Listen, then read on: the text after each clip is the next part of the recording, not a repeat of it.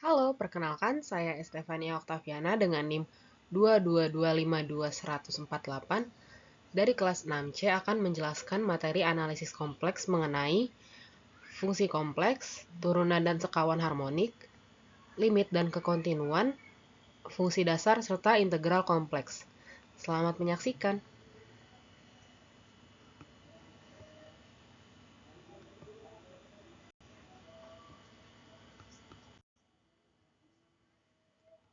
Yang pertama yaitu fungsi kompleks.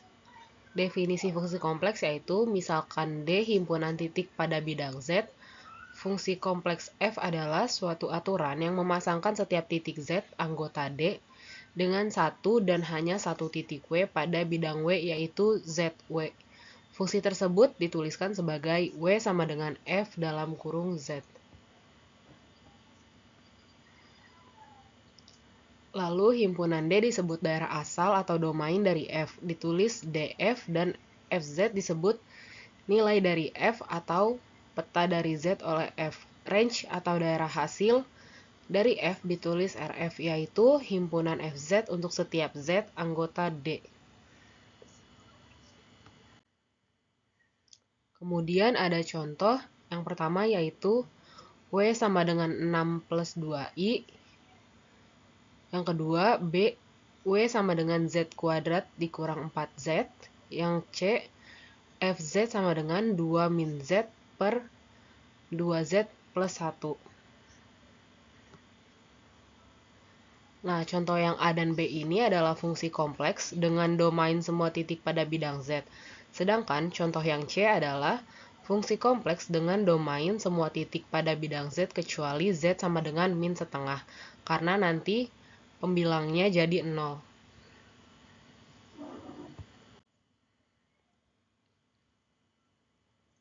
Lalu, jika Z sama dengan X plus Y, maka fungsi W sama dengan FZ dapat diuraikan menjadi W sama dengan U dalam kurung XY ditambah IV dalam kurung XY, yang berarti real W dan imajiner W masing-masing merupakan fungsi dengan dua variabel real X dan Y. Apabila Z sama dengan R dalam kurung cos theta plus I sin theta, maka W sama dengan U dalam kurung R theta tambah IV R theta. Di sini ada contoh, tuliskan FZ sama dengan 2Z kuadrat min I dalam bentuk U dan V. Misalkan Z sama dengan X plus IY, maka fungsi W sama dengan FZ sama dengan 2Z kuadrat dikurang I. Lalu, dimasukkan Z itu sama dengan X plus IY, jadi 2 dalam kurung X plus IY kuadrat dikurangi I. Lalu, X plus IY kuadrat dikali silang menjadi 2. X kuadrat tambah 2XYI dikurangi Y kuadrat dikurang I. Lalu hasilnya menjadi 2 dalam kurung X kuadrat min Y kuadrat ditambah I dalam kurung 4XY min 1. Jadi U sama dengan 2 dalam kurung X kuadrat min Y kuadrat dan V sama dengan 4XY min 1. Lalu materi yang selanjutnya ada limit. Misalkan fungsi W, FZ terdefinisi pada daerah D, kecuali di ZO, titik ZO di dalam D atau pada batas D. Limit FZ adalah WO untuk Z mendekati ZO. Jika untuk setiap epsilon lebih dari 0, terdapat delta lebih dari 0 sedemikian sehingga mutlak FZ dikurang WO kurang dari epsilon. Apabila mutlak Z dikurangi ZO lebih dari 0 dan kurang dari delta. Sehingga ditulis limit Z menuju ZO FZ sama dengan WO. Perlu diperhatikan bahwa titik ZO adalah titik limit domain dari fungsi F. Lalu titik Z menuju ZO melalui sebarang lengkungan K, artinya Z menuju ZO dari segala arah. Yang ketiga, apabila Z menuju ZO melalui dua lengkungan yang berbeda, mengakibatkan fz menuju dua nilai yang berbeda. Maka limit dari fungsi f tersebut tidak ada untuk z mendekati zo. Kemudian ada teorema limit. Teorema yang pertama yaitu jika fungsi f mempunyai limit z untuk z menuju zo, maka nilai limitnya tunggal. Lalu teorema yang kedua, misalkan z sama dengan xy sama dengan x plus iy, dan fz sama dengan u xy tambah iy xy dengan domain D, maka titik zo sama dengan xo, yo sama dengan xo tambah iyo di dalam D atau pada batas D. Maka limit fz sama dengan xo tambah iyo jika dan hanya jika limit z menuju zo, u xy sama dengan xo, dan limit z menuju zo, v xy sama dengan yo.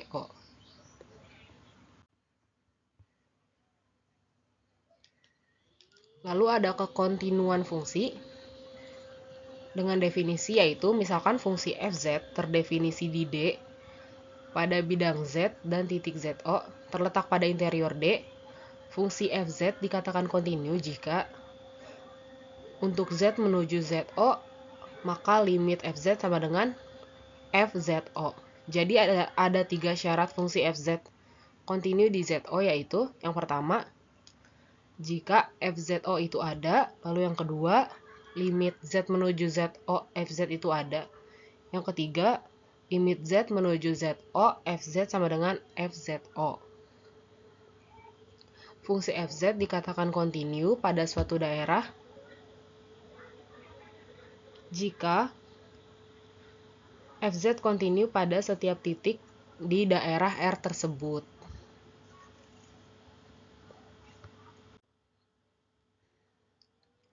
Materi yang selanjutnya yaitu turunan.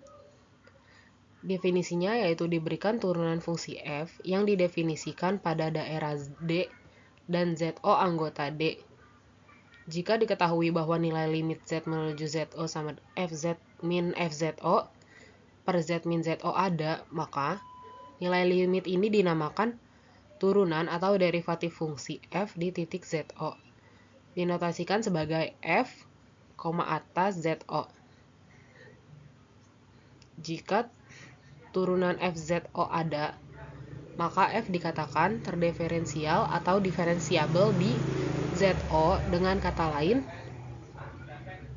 turunan fzo sama dengan limit delta z menuju 0, delta f per delta z sama dengan limit delta z menuju 0, f zo tambah delta z dikurang fzo per delta z.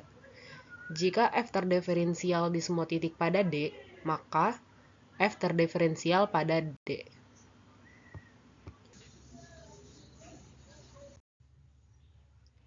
Kemudian ada syarat Cauchy-Riemann, yaitu syarat yang diperlukan agar fungsi f terdiferensial di zo sama dengan xo plus iyo adalah syarat Cauchy-Riemann yang menghubungkan derivatif-derivatif parsial tingkat pertama dari fungsi bagian real dan fungsi bagian imajiner dari f. Teorema Cauchy-Riemann jika fz sama dengan uxy tambah ivxy terdiferensial di zo sama dengan xo plus iyo, maka uxy dan vxy mempunyai derivatif parsial pertama di xo yo dan di titik ini dipenuhi persamaan Cauchy-Riemann. Do u per dx sama dengan do v per dy dan do u per dy sama dengan minus do v per do x. Derivatif f di zo dapat dinyatakan dengan turunan fzo sama dengan ux xo plus xo yo tambah ivx dalam kurung xo yo.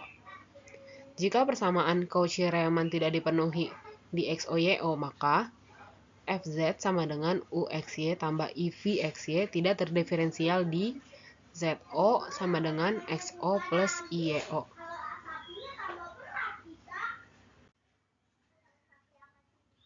Syarat Cauchy-Riemann pada koordinat kutub.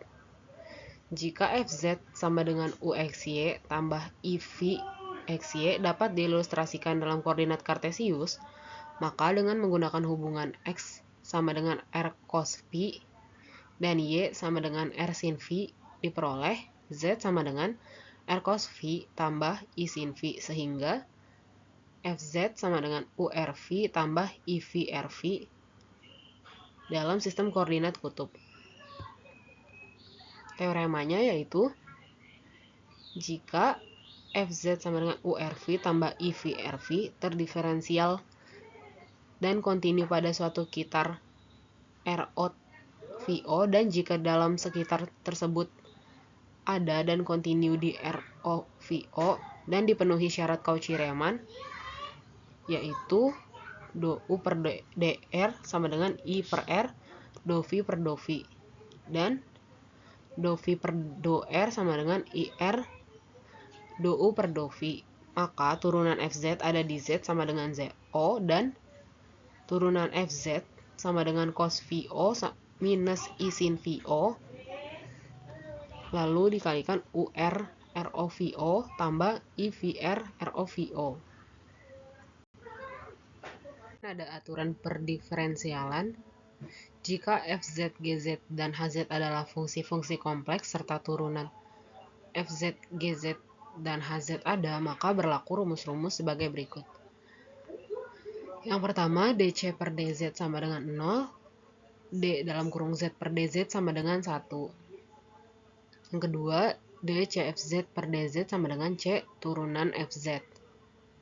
Yang ketiga, d per dx fz plus minus gz sama dengan turunan fz plus minus turunan gz. Yang keempat, d per dx fz gz sama dengan turunan fz ditambah turunan gz.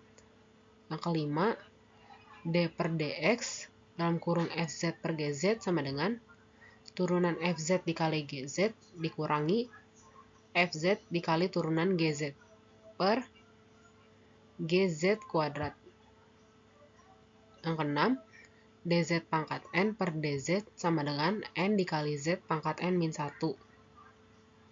Yang ketujuh, jika hz sama dengan g fz, maka hz sama dengan g turunan g fz dikali turunan fz, biasa disebut sebagai komposisi atau aturan rantai. Lalu fungsi harmonik dan sekawan harmonik. Fz sama dengan UXY ditambah IVXY analitik pada D.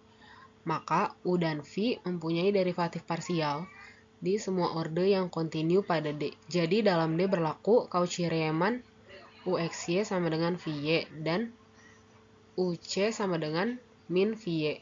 Karena derivatif parsial dari U dan V kontinu dalam D, maka berlaku VXY sama dengan VYX.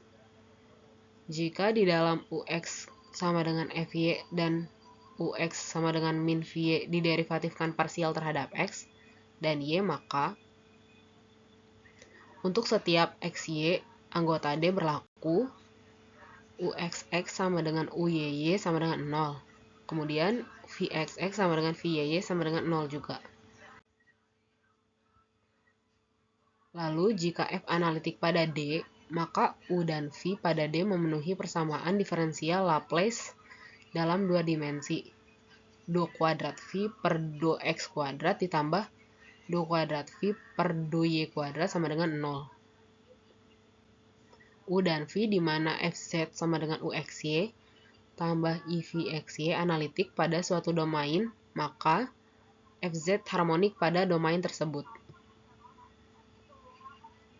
Dua fungsi F dan U dan V sedemikian sehingga Fz UXY plus IVXY analitik dalam satu domain dinamakan dua fungsi yang harmonik konjugat dalam domain itu. Kemudian ada fungsi eksponensial. Fungsi eksponen pada bilangan kompleks merupakan perluasan dari fungsi eksponen pada bilangan real. Dengan notasi E pangkat Z atau XZ. E pangkat Z sama dengan E pangkat X cos Y plus I sin Y sama dengan E pangkat X plus IY sama dengan E pangkat X, E pangkat IY. Kemudian ada sifat-sifat fungsi eksponen. Misalkan Z1 sama dengan X1 plus Y1 dan Z2 sama dengan X2 plus Y2, maka yang pertama yaitu E pangkat Z1 lalu dikali E pangkat Z2 sama dengan E pangkat Z1 tambah Z2. Lalu E pangkat Z1 per E pangkat Z2 sama dengan E pangkat Z1 dikurang Z2. E pangkat Z dalam kurung pangkat N sama dengan E pangkat NZ. Lalu yang keempat, E pangkat Z tambah 2KVI sama dengan E pangkat Z2. Lalu E pangkat Z dalam kurung M per N sama dengan E pangkat Z tambah 2KVI dikali M per N. Lalu konjugat EZ sama dengan E pangkat Z konjugat. Kemudian fungsi eksponensial, rumus Euler sama dengan E pangkat Y cos Y plus I sin Y, sehingga jika Z sama dengan X plus IY, maka E pangkat Z sama dengan E pangkat X cos Y plus I sin Y.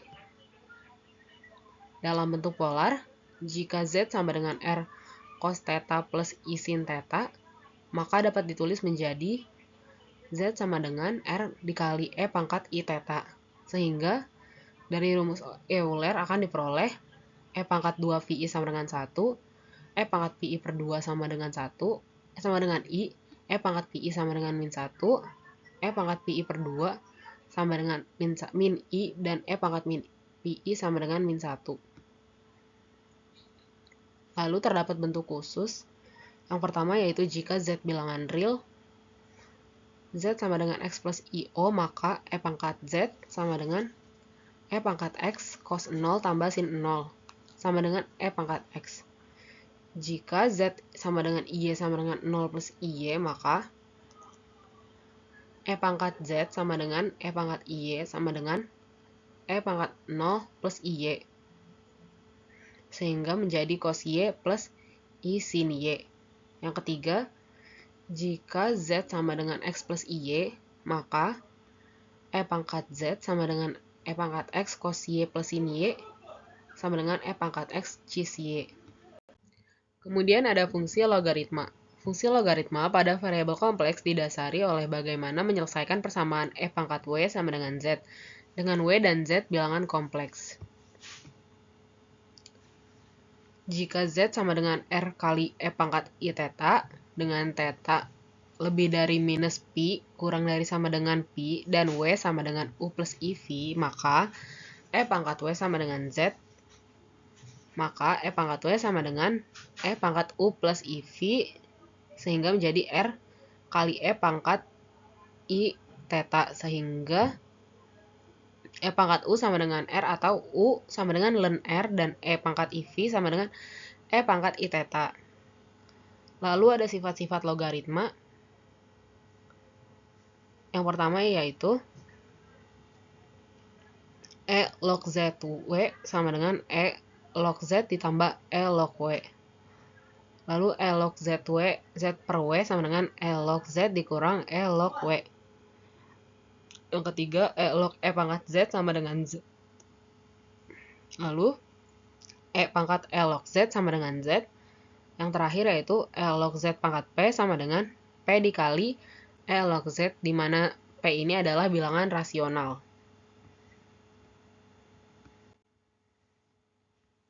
Kemudian yang terakhir yaitu integral kompleks.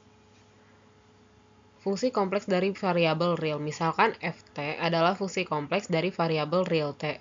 Ditulis sebagai f dalam kurung t sama dengan ut ditambah i vt. Dengan ut dan vt adalah fungsi bilangan real. Jika ut dan vt kontinu pada interval tertutup, maka t lebih dari sama dengan a dan kurang dari sama dengan b. Maka integral a sampai b ft dt sama dengan integral alfa b sampai beta UT dt tambah I dikali integral A sampai beta T dt. Kemudian terdapat 5 macam sifat-sifat integral kompleks, yaitu sebagai berikut. Kemudian ada lintasan. Jika G dan F fungsi bernilai real dan kontinu dari variabel T dalam interval tertutup T lebih dari sama dengan A dan kurang dari sama dengan B, maka himpunan titik-titik di bidang XY dapat dinyatakan dalam bentuk parametrik X sama dengan GT dan Y sama dengan fungsi HT, di mana T lebih dari sama dengan alfa dan kurang dari sama dengan B. Oleh karena itu, himpunan titik-titik dalam bidang kompleks juga dapat dinyatakan dalam bentuk parametrik. Kurva di bidang datar merupakan kurva mulus atau smooth curve, jika dan hanya jika kurva tersebut dapat dinyatakan dengan dua fungsi bernilai real, X sama dengan fungsi GT dan Y sama dengan HT, dengan T lebih dari sama dengan alfa dan kurang dari sama dengan beta. Sedemikian sehingga dx per dt sama dengan fungsi turunan GT dan dy per dt sama dengan fungsi turunan HT. Ada dan kontinu dalam interval T lebih dari sama dengan alfa dan kurang dari sama dengan beta. Lalu ada contoh kurva dengan bentuk parametrik X sama dengan cos T, Y sama dengan 2 sin T, dengan T lebih dari sama dengan 0 dan kurang dari sama dengan 3 pi per 2, merupakan kurva mulus. Jika C merupakan kurva mulus dengan bentuk parametrik X sama dengan GT, Y sama dengan HT, dan T lebih dari sama dengan alfa kurang dari sama dengan beta, maka titik pada C yang perpadanan dengan T sama dengan A disebut titik awal C. Lalu yang kedua, titik pada C yang berpadanan dengan T sama dengan beta disebut titik akhir C. C disebut lintasan atau pad bila terdapat dari berhingga banyaknya kurva mulus. C sama dengan C1 tambah C2 sampai tambah Cn. Dengan C1, C2 sampai Cn merupakan kurva mulus. Lintasan pada integral fungsi kompleks berperan sebagai selang pengintegralan dalam integral fungsi real dari satu variabel. C disebut lintasan tertutup jika titik akhir berhimpit dengan titik awal C. C disebut lintasan terbuka jika titik akhir tidak berhimpit dengan titik awal C. C disebut lintasan sederhana jika lintasan tidak memotong dirinya sendiri. C disebut lintasan berganda jika lintasan memotong dirinya sendiri.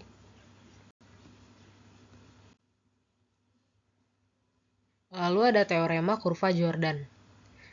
Jika C lintasan tertutup sederhana di bidang datar, maka bidang datar itu dibagi oleh C menjadi 3 bagian, yaitu yang pertama kurva C, yang kedua bagian dalam C disebut int C yang merupakan himpunan terbuka dan terbatas, yang ketiga yaitu bagian luar C ditulis XTC yang merupakan himpunan terbuka dan tidak terbatas. Kurva C merupakan batas dari himpunan int C dan XC. Lalu ada integrasi garis. Misalkan kurva mulus disajikan dengan X sama dengan fungsi GT, Y sama dengan HT, T lebih dari sama dengan A dan kurang dari sama dengan B, GT dan HT kontinu di A, GT dan HT kontinu di T lebih dari sama dengan A dan kurang dari sama dengan B. Kurva C mempunyai arah titik awal A ke titik akhir B, dan Px ya suatu fungsi yang terdefinisi di C.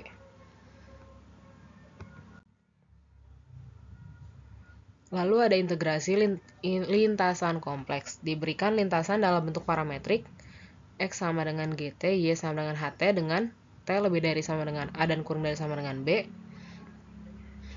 GT dan HT kontinu di T lebih dari sama dengan A dan kurang dari sama dengan B.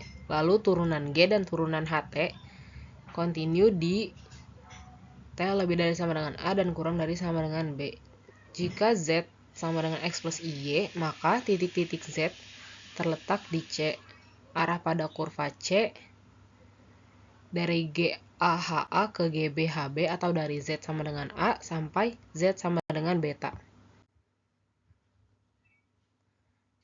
Kemudian diberikan fungsi fz sama dengan U kali XY tambah IV kali XY dengan U dan V fungsi dari T yang kontinu sepotong-potong pada T lebih dari sama dengan A dan kurang dari sama dengan B. Integral fungsi fz sepanjang lintasan C dengan arah dari Z sama dengan alfa sampai Z sama dengan beta adalah integral alfa sampai beta fz dz sama dengan integral alfa sampai beta FGT tambah IHT dalam kurung turunan GT tambah I dikali turunan HT DT. Dengan sifat-sifat yaitu integral alfa sampai beta FZ DZ sama dengan minus integral alfa sampai beta FZ DZ. Yang kedua, integral C K dikali FZ DZ sama dengan K dikali integral C FZ DZ. Yang terakhir yaitu integral C FZ tambah GZ DZ sama dengan integral C FZ DZ ditambah integral C GZ DZ. Sekian materi analisis kompleks yang dapat saya sampaikan. Kurang lebihnya mohon maaf. Terima kasih.